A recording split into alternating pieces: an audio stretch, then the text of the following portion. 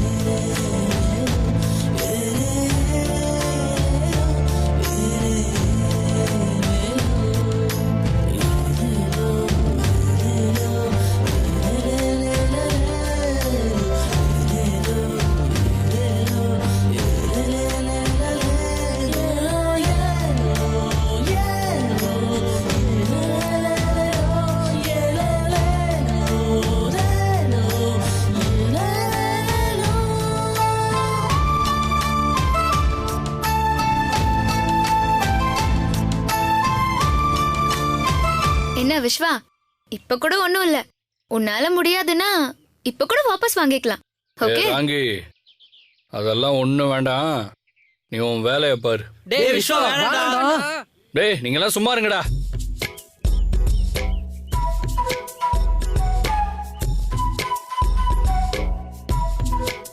Hello,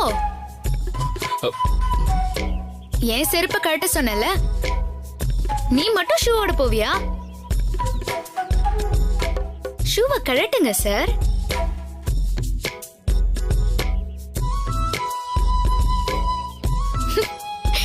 என்னையே மாங்க பறிக்க விட மாட்டேன்னு சொன்னல, இப்போ என்ன நடக்க போகுதுன்னு பாருங்க சார்.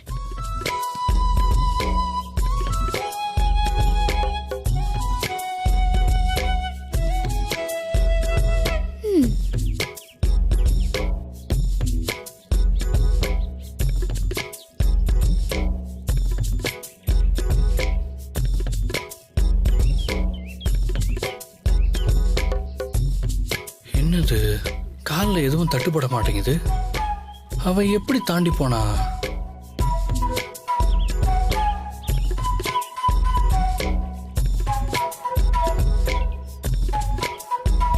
எதுவும் முள் இல்லைன்னு நினைக்கிறேன், அதான் காலில் பட மாட்டேங்குது.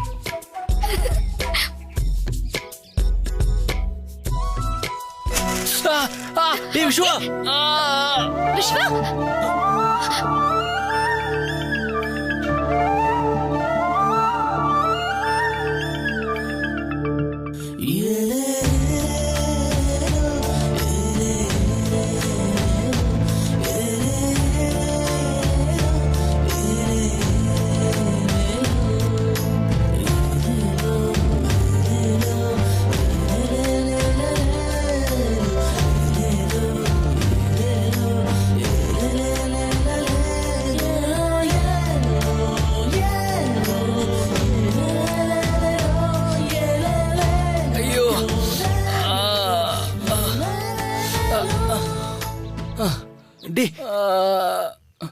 டேய் டேய், வலிக்குதுடா.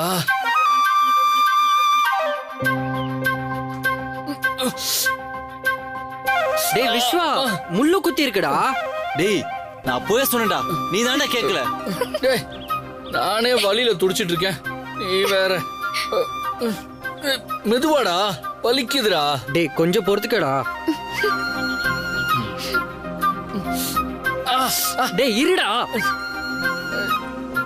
டேய்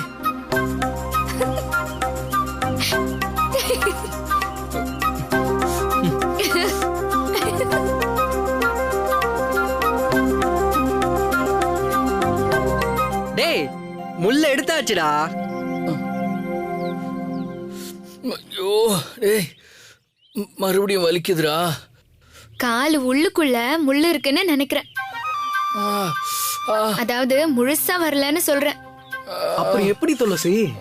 ஆ? எடுங்க. துளசி, இதை எப்படி எடுக்கிறது? ஆ? இங்க எல்லாரும் இன்ஜினியர் தானே, எடுங்க. ஹம். எடுக்கலனா உள்ளேயே தான் இருக்கும், செப்டிக் ஆயிடும். அதுக்கப்புறம் டாக்டர், ஊசி, கத்தி, பெட், அப்புறம் பிரெட் தான்.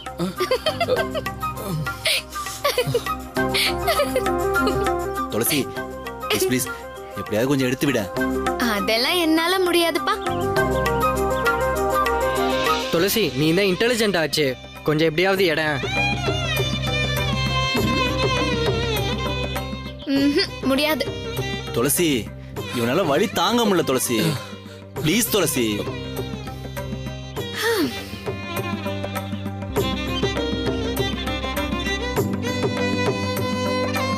என்ன இருந்தாலும் அவன் உன்னோட முறப்பையன் தானே. முறை பையன் அது இதுன்னு கதையெல்லாம் வேண்டாம். ஒரு சாதாரண மனுஷன் கஷ்டத்துல இருக்கான், ஹெல்ப் பண்ணுங்கன்னு சொல்லுங்க, ஏதாவது பண்ணலாம்.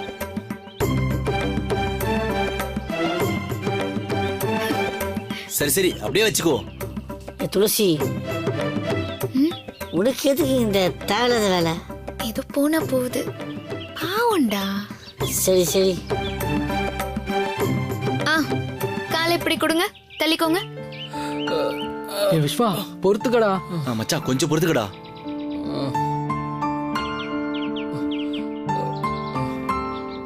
டேய், இருடா, கொஞ்ச நேரம் இரு. இல்லடா.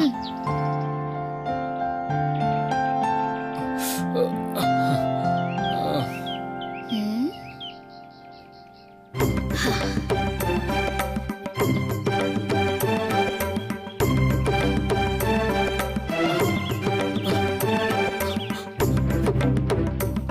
ஏய் பின் எதுக்கு? முள்ள எடுக்க போறேன், அதுக்குதான். அது பின்ன வச்சுதான் எடுப்பாங்களா? செப்டிக் ஆயிடாது? அதுக்கு இன்னொரு முள்ள வச்சா இந்த முள்ள எடுக்க முடியும்? அதெல்லாம் ஒண்ணு வேண்டாம், நீ விடு. வேண்டானா விட்டுடுவோம்.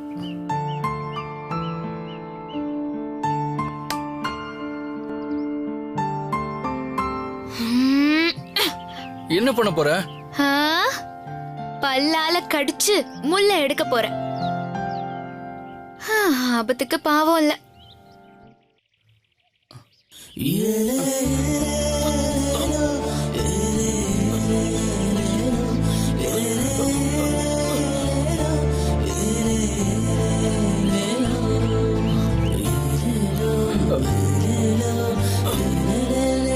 ஏ துளசி, விஸ்வா உன் காலில் முள்ளு குத்தணும்னு நினைச்சான். நீ என்னடானா அவன் காலில் இருக்கிற முள்ள எடுக்க பாக்குற? டேய் போனா போதுரா, பாவம். பாவம்.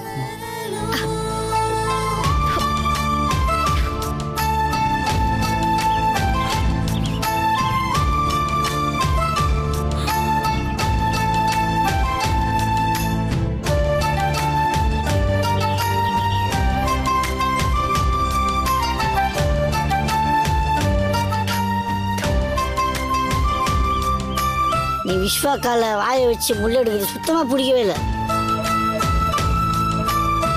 விஸ்வா எப்படியோ போட்டோம், நீ அங்கிருந்து வா துளசி, நம்ம போயிடலாம். ஓஹோ இதானா?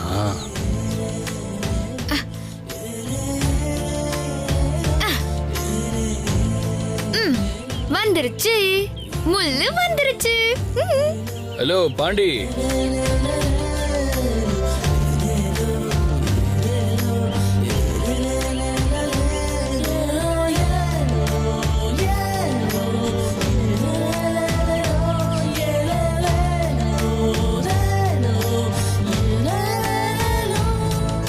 என்ன இது?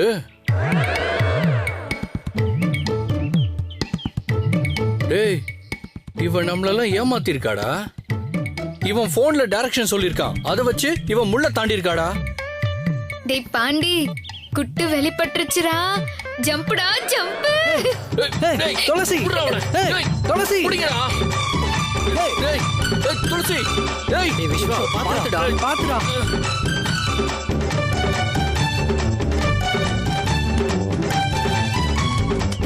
பாண்டி, அவங்களுக்கு தெரிஞ்சிருச்சு பாண்டி.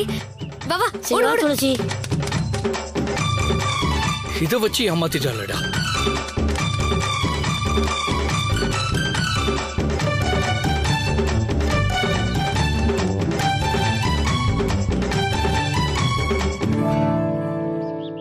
துளசி, நான் உன்னை சும்மா விட மாட்டேன்.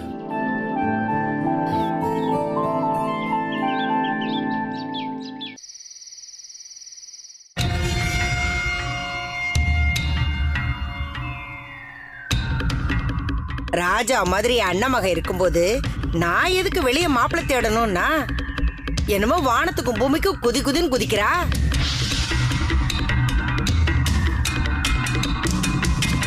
பார்த்து இருந்துக்கோ பைரவி, அவ பெரிய பிளான்ல இருக்கா. தங்கச்சி பொண்ணுங்கிற உறவை வச்சு அப்படியே பந்தத்தை உருவாக்கிடலான்னு பாக்குறா.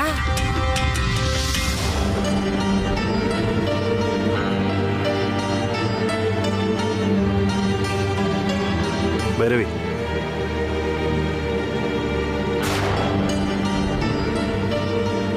பைரவி,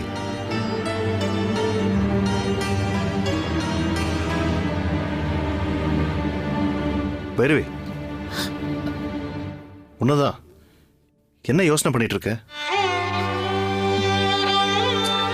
உன்னதான் கேக்குறேன், எதை பத்தி அப்படி யோசனை பண்ணிட்டு இருக்க?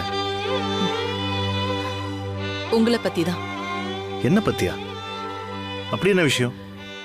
நீங்க எது வரைக்கும் நிஜம், நான் எது வரைக்கும் உங்களை நம்பலாம்? இந்த நேரத்துல இந்த கேள்விக்கு என்ன அவசியம்?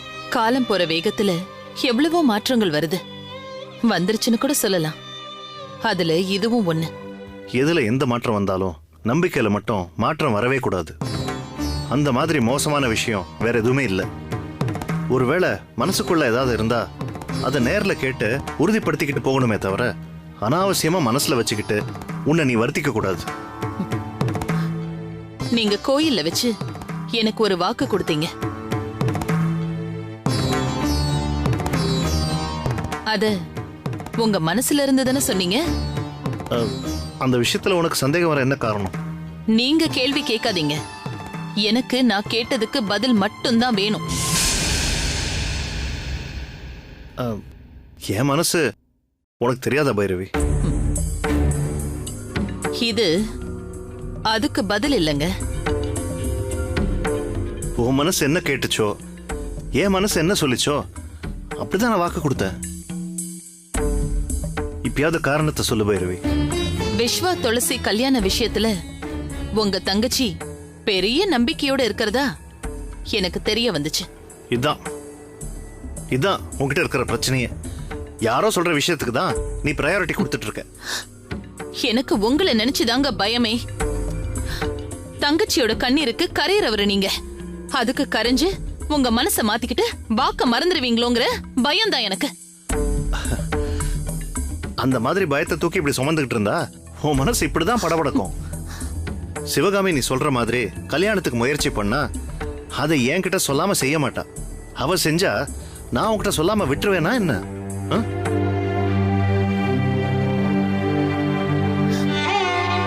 தப்பா எதுவும் நடக்காது, நீ தைரியமா இரு.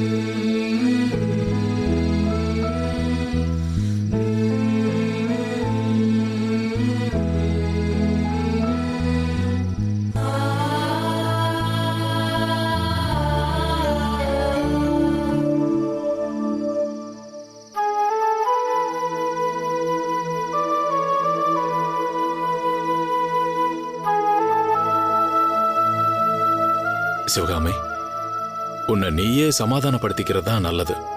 ஏன்னா நாளைக்குங்கிறது நம்ம கையில இல்ல. கவலைப்பட்டாலும் அது மாற போறதில்ல. உனக்கு நீயே சமாதானப்படுத்திக்கிறத தவிர வேற வழியே இல்ல. எப்படி எப்படி சமாதானப்படுத்திக்கிறது? அங்க அன்னைக்கு இஷ்டம் இல்ல, இங்க துளசிக்கு அப்படி ஒரு எண்ணமே இல்ல. இவ அவங்க மேல வெறுப்ப வளர்க்கறா. அவங்க நம்மள கண்டாலே ஆகாதுன்னு நிக்கிறாங்க. துளசி தான் அவங்க பொண்ணுங்கிற உண்மையை மறைச்சு அண்ணனையும் அண்ணியையும் நாம ஏமாத்திட்டோமோன்னு அப்பப்போ எனக்கு ஒரு குற்ற உணர்ச்சி வந்து போகுதுங்க. உண்மைய சொல்லி அவங்கள கஷ்டப்படுத்துறத விட அப்படி எதுவுமே நடக்கலன்னு உன் மனசை தேத்திக்கிறது தான் நல்லது. புரியுதா சிவகாமி? புரியுதுங்க, ஆனா மனசு கேட்கலையே.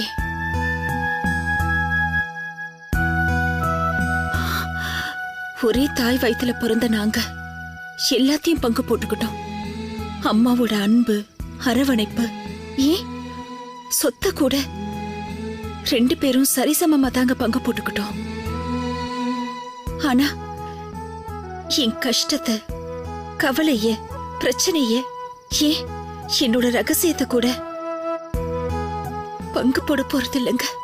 அதுக்காக இதையெல்லாம் நினைச்சு நினைச்சு உன் உடம்பு கெடுத்துக்க போறியா சிவகாமி? எல்லாத்தையும் அந்த கடவுள் மேல இருந்து பாத்துக்கிட்டு தான் இருக்காரு. பிரிஞ்சிருக்கிற அண்ணனையும் தங்கச்சியையும் என்னைக்காவது ஒரு நாள் கண்டிப்பா ஒண்ணு சேர்த்துருவாரு சிவகாமி. துளசி விஸ்வா விஷயத்துல உன்னோட தியாகம் நிச்சயமா வீண் போகாது. நம்ப சிவகாமி. இன்னும் ஒரு வேலை செஞ்சா அந்த கடவுள் உங்க பிரச்சனைய காது கொடுத்து கேப்பாருன்னு நான் நினைக்கிறேன். என்ன என்னன்னு சொல்லுங்க, என்ன செய்யணும்? அது எவ்வளவு கஷ்டமானதா இருந்தாலும் நான் உடனே செய்யறேங்க. ஒவ்வொரு வருஷமும் சுபத்ரா பலராமர் பூஜைய நீயும் உங்க அண்ணனும் பீடத்து மேல உட்கார்ந்து செய்வீங்க இல்லையா? அது கொஞ்ச நாள் நடக்காம போய் அந்த பூஜை தடப்பட்டு போச்சு. மறுபடியும் நீங்க 2 பேரு ஒண்ணு சேர்ந்து அந்த பூஜையை நடத்துனீங்கன்னா ஏதோ நல்லது நடக்கும்னு என் மனசுக்கு தோணுது சிவகாமி.